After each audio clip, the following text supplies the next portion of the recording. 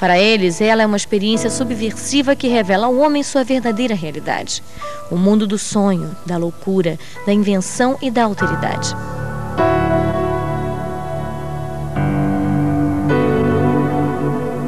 Freud a été très effrayé lorsqu'il a rencontré Breton, Salvador Dali encore plus. Pour lui, manifestement, c'était des énergumènes qui utilisaient sa théorie sans l'avoir bien comprise et qui étaient plus du côté de la bouffonnerie ou de la dérision que du côté d'une démarche littéraire ou artistique valide. Encore une fois, Freud est quelqu'un qui reste fidèle à une esthétique très classique et, si je puis dire, goethéenne, d'ordre et de clarté et de lucidité. C'est un homme des Lumières. Donc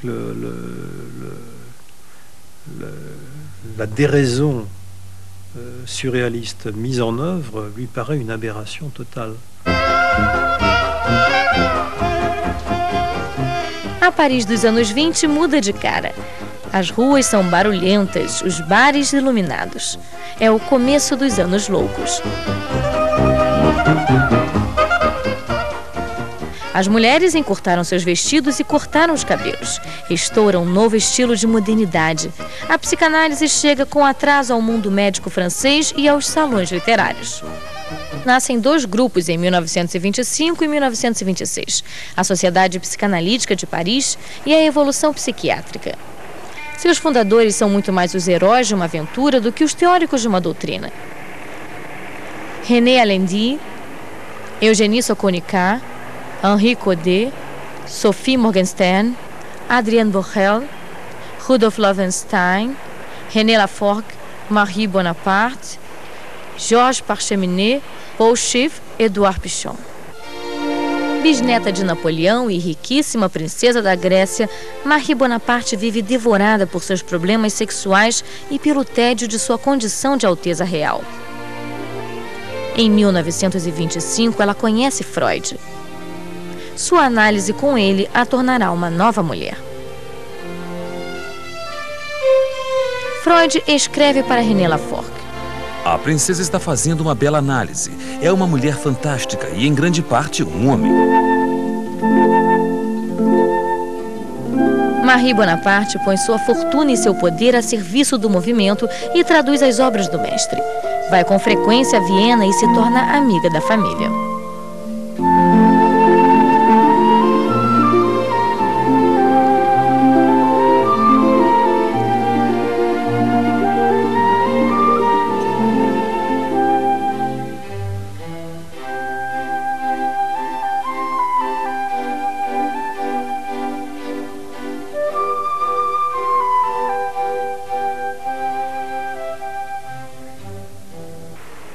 Viena, 1929.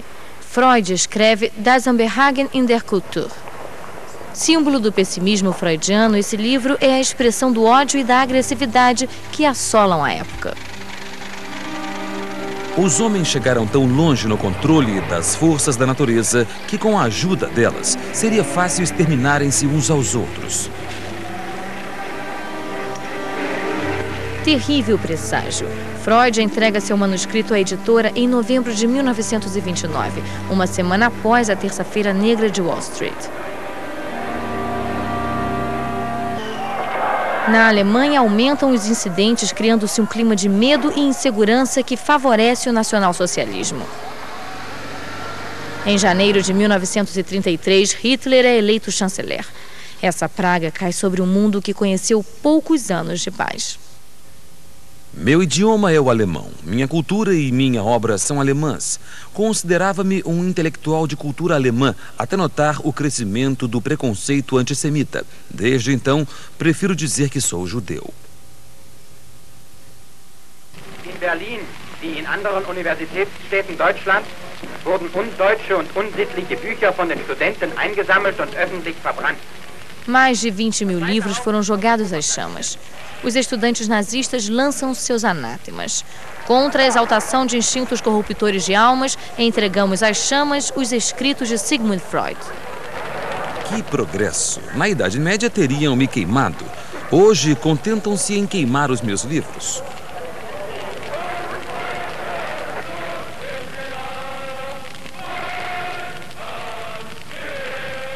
Das Trennende waren ja dann die nationalsozialistische Rassengesetzgebung und die Hoffnung der nicht-jüdischen Analytiker, bleiben zu können und unterstützt von Jones, der sich dafür einsetzte, dass die Psychoanalyse auch formal in Deutschland bleiben könnte. Und das ging auf Kosten der jüdischen Kollegen. Auf der anderen Seite muss man wirklich sehen, dass Jones also ganz großartige Hilfe denen geboten hat, die Deutschland verlassen mussten. Also er spielte da eine ganz schwer zu durchschauende Rolle. Freud não se opôs à política de colaboração com o nazismo apoiada por Jones. Quase todos os analistas judeus rumaram para um longo exílio americano. Entre os que emigraram: René Spitz, Berlim, Paris, Nova York; Erich Fromm, Berlim, Nova York, México; Franz Alexander, Budapeste, Berlim, Chicago; Siegfried Bernfeld, Berlim, Viena, São Francisco; Sandor Rado, Budapeste, Berlim, Nova York; Michael Balint, Budapeste, Berlim, Londres; Max Eitingan, Berlim, Jerusalém; Robert Flies, Berlim, Nova York; Frieda von Hirmann, Berlin, Rockville; Helen Deutsch, Berlin, Boston. Es gab ungefähr eine kleine Gruppe von 14 Psychoanalytikern, die in Deutschland blieben, die nicht jüdisch waren. Die Führenden waren Böhm, Müller-Braunschweig, Kemper, Schulz-Henke.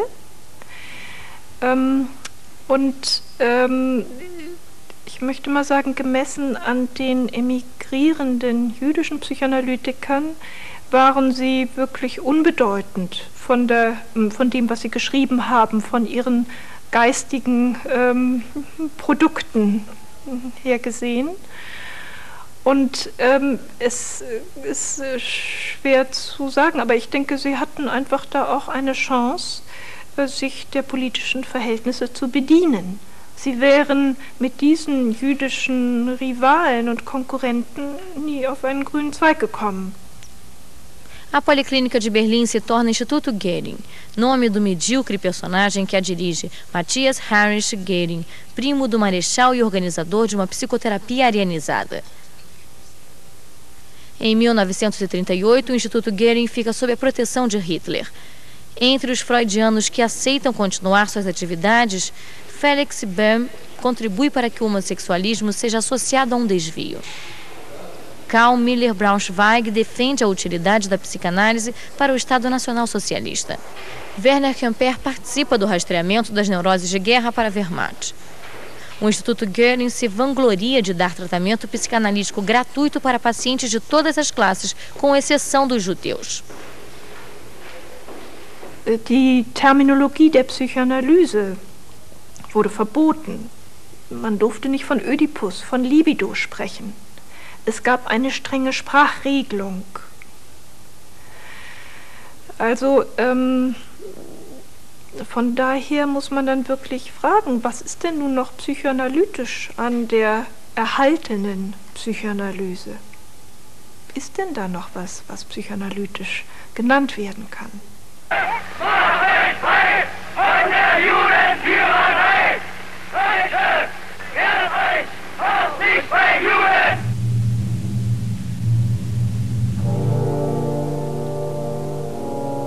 Viena, 1938. Freud escreve para Jones. A situação política parece cada vez mais sombria. Não há meios de impedir a invasão nazista e seu desgraçado cortejo para a psicanálise e o resto.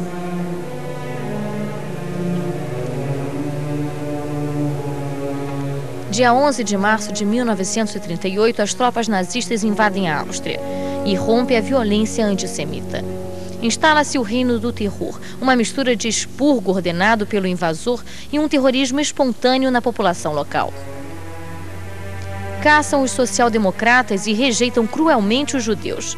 Alguns austríacos se mostram tão ferozes quanto seu mestre nazista. Em sua breve crônica que mantém desde 1929, Freud escreve Finis Austria, fim da Áustria. Seu renome internacional e a atenção dos amigos poupam-lhe o pior, mas seus bens são confiscados e seu apartamento é revistado. Pela última vez, Marie Bonaparte filma Freud em seu apartamento da Bergstraße 19. Mais uma vez, a câmera da princesa filma a coleção de estatuetas e antiguidades. Freud está triste, mas conformado e certo de se separar dessa cidade de que não gostava.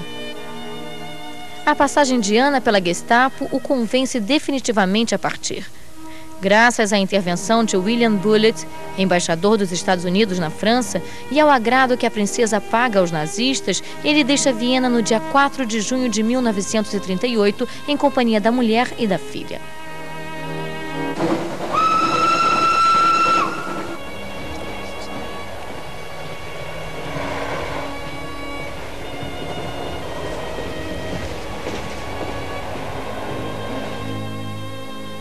Suas 4 irmãs desapareceram nas trevas da solução final.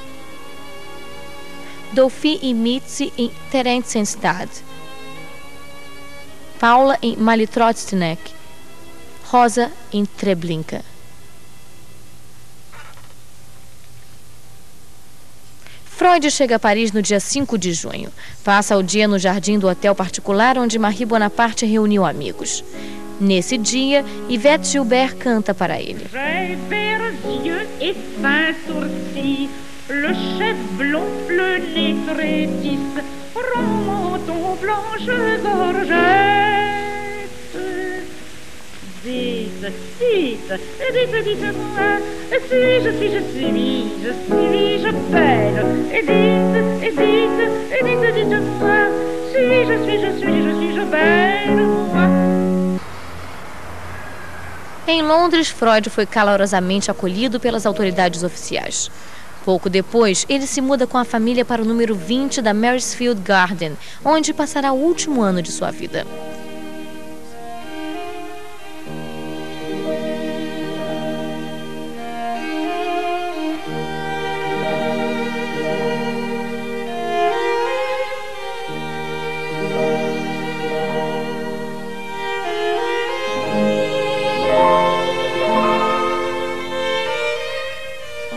Sempre cercado pelas estatuetas, Freud dedica seu tempo à sua última obra, Moisés e a religião monoteísta.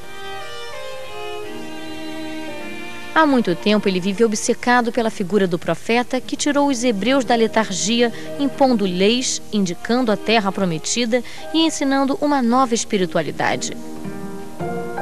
Mais uma vez, Freud se pergunta como o judeu se tornou judeu e por que atrai para si um ódio eterno.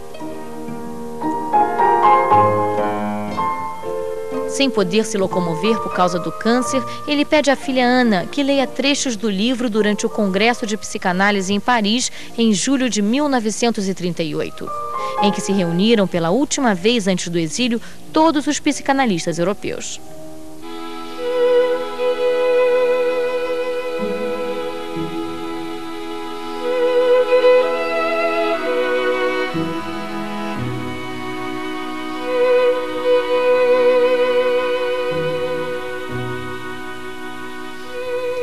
No dia 21 de setembro, Freud pede ao seu médico que o ajude a morrer e acrescenta: fale com Ana. Se ela achar justo, acabe logo com isso. No dia 23 de setembro, seu médico aplica-lhe uma última dose de morfina. Foi a sublime conclusão de uma vida sublime, escreveu Stefan Zweig.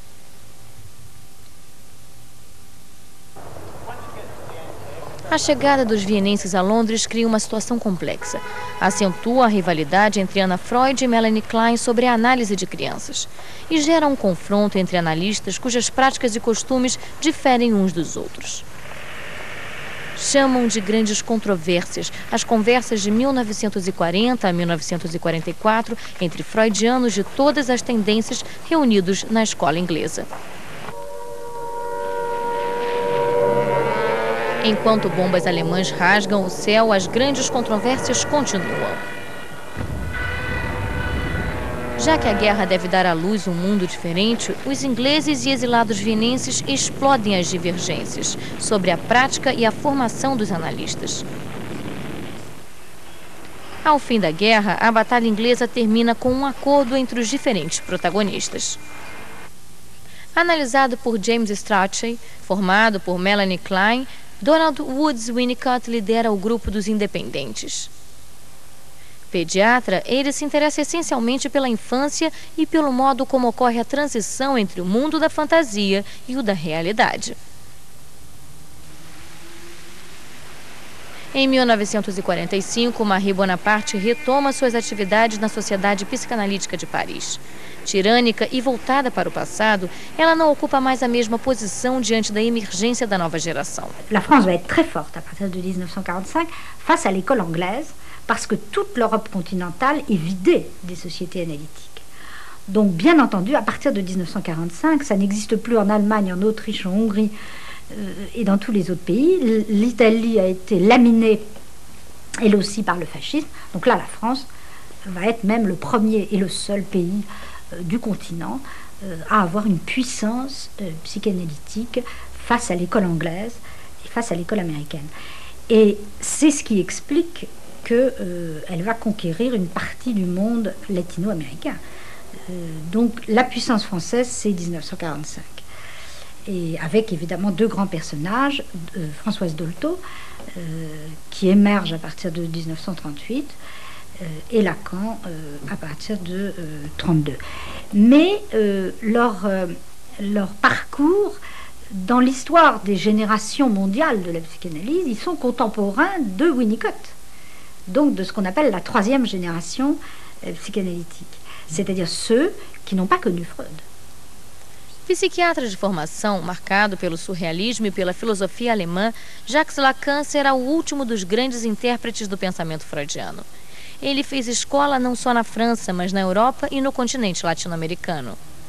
Diante do empirismo anglo-saxão e contra a tradição adaptativa americana, ele devolve à psicanálise seu ideal subversivo, perdido desde a desfeita dos impérios centrais. Ele tornará o inconsciente um local de linguagem. Berlim, 1945. O Instituto Goering foi reduzido a cinzas. Na Alemanha, o movimento psicanalítico não consegue se reerguer com a mesma força de outrora e os herdeiros de Freud procuram mascarar seu passado colaboracionista.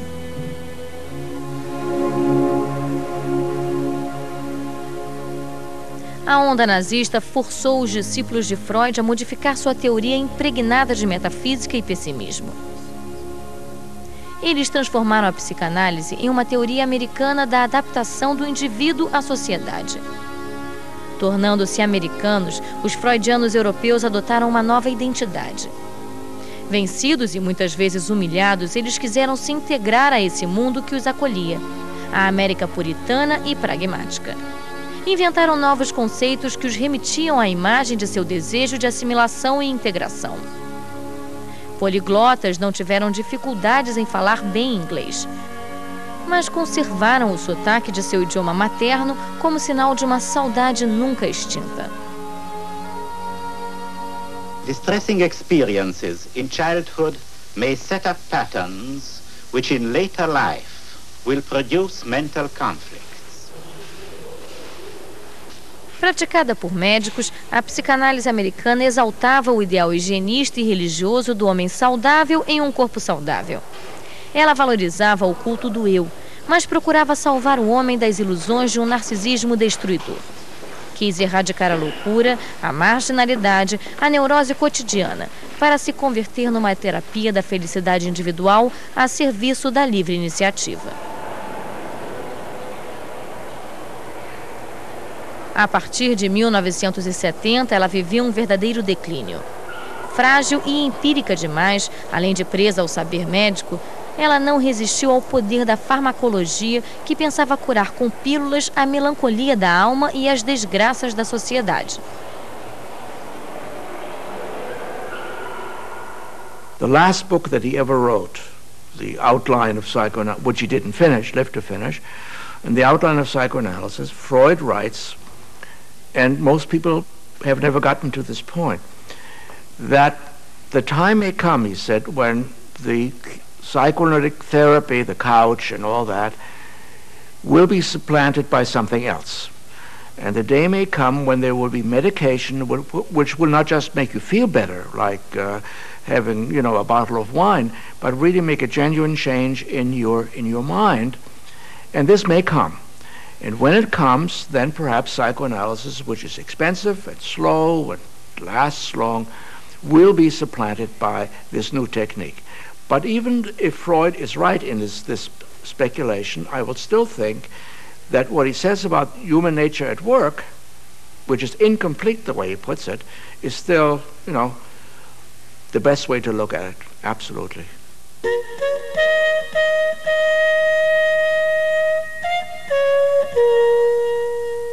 Hoje, a psicanálise perdeu seus mestres e discípulos do período heróico. Mas ela se implantou em todos os países democráticos do planeta. Filha da filosofia iluminista, do romantismo e da contestação do niilismo terapêutico, ela soube ficar à escuta do mal-estar coletivo e do sofrimento individual. Mesmo assim, ela ainda é alvo de novos ataques. Contestada por adeptos de uma volta às formas primitivas de psicoterapia, hipnose ou magia, e pelos partidários de uma justificativa mecânica do corpo e da mente, a psicanálise foi adotada por mais de 25 mil analistas no mundo e milhares de pacientes. É para eles, para esses analistas anônimos e seus pacientes, que dedicamos este filme. Pois são eles que reinventam no dia a dia o grande fôlego da utopia freudiana.